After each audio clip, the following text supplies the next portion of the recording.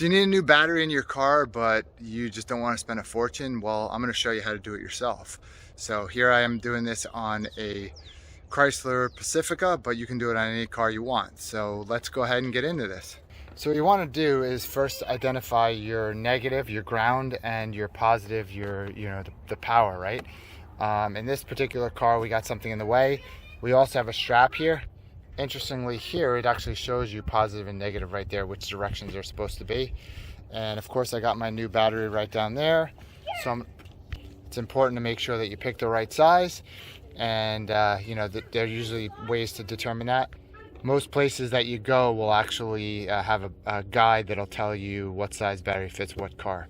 So this should be an air intake right here that blocks the battery. So we'll take this off. The other thing we need to know is we're always going to take the positive off first and then the negative off after that. Why? Because this way you always have ground. And then when you're putting it back on, you're going to put the negative on first, and then you're going to put the positive on second. This way, again, the vehicle's always grounded. So you want to see where the posts are. One's right there, and then the other one is going to be underneath this plastic thing. So we're going to go ahead and get this out of the way, this red plastic thing. So we get this black one out of the way, and then go from there.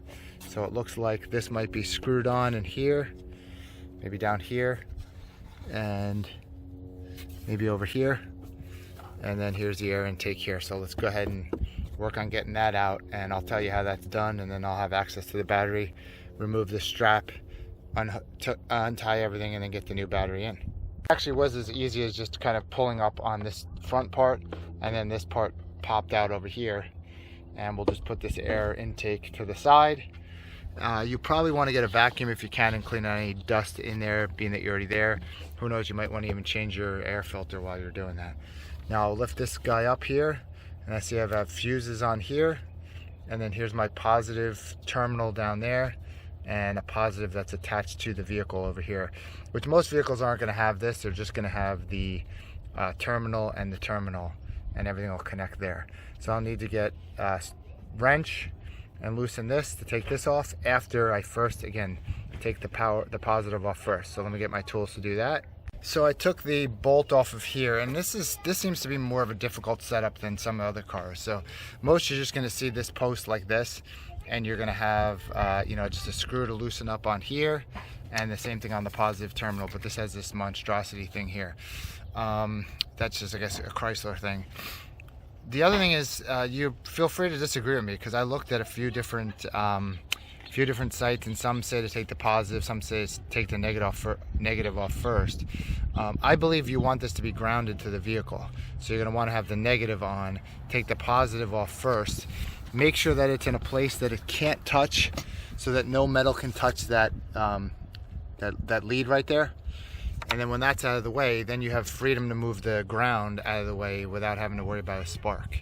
And then the same thing, I think some people say, putting it on, you do the positive first, and that might make sense too. But so I would say don't follow my methodology. Make sure that you do what you think it seems to be the best in your mind.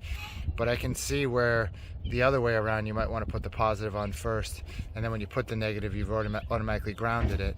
Although it could seem to make sense to put the ground on and then put the positive on, but then I think it's already grounded, and you may also get a spark there. So that could be an issue as well. So yeah, let me know what you think in the comments below. And like I said, I'm just going to pull these two guys off, remove this strap here that's holding the battery down, and make sure if you have something like this or a metal bars, sometimes it has, put those back on, because you want to make sure it's safe.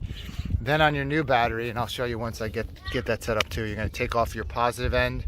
Make sure you also look, there's positive right there, and then negative end, negative right there. You're going to take this plastic piece off that's on here to expose the metal, and these are what you need to attach the positive and negatives, and you want to put it on the right way. You do not want to mess this up, so make sure you're looking at positive and negative. For now, I'm going to put this on here just to leave it in place until I'm ready to go ahead and put it in. This way it's easier to tell because of the red. So here we go. All right, well, the strap that holds this battery in place has a thread that goes about 1,000,000 times. So it's a real pain to get out. It took me a good, I don't know, 3-4 minutes to actually do that. But that was down there. See right down where my pinky is, straight there. I'm covering it now. I'm not. So I unscrewed this here, pull this out of the way, and now just get my negative terminal out of there, and positive is already out of the way, and I'll be able to loosen this guy. The nice thing is that it was the same size bolt for all three, so I got to give Chrysler credit for that. But like I say, this whole big contraption is a little much.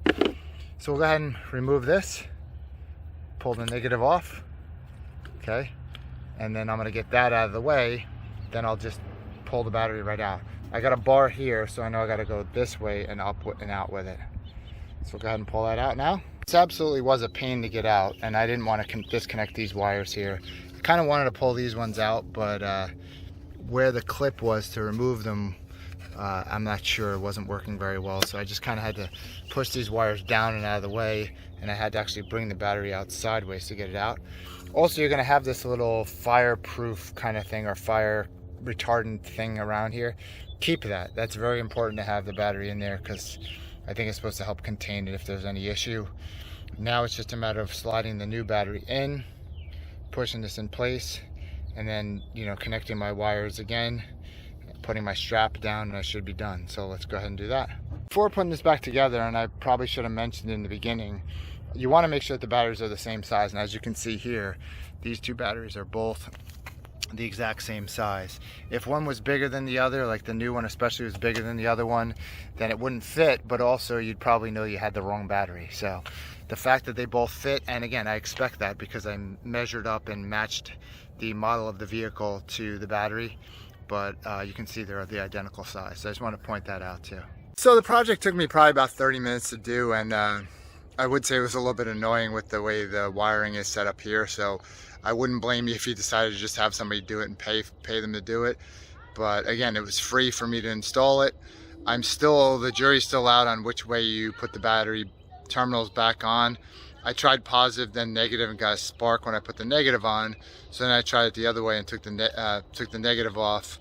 Put the negative on and then put the positive, and I got more of a spark. So if I'd have to bet, but again, taking this at your own risk, I would bet that it's going to be the positive first and then the negative going back on. But if you know for sure, let me know in the comments below.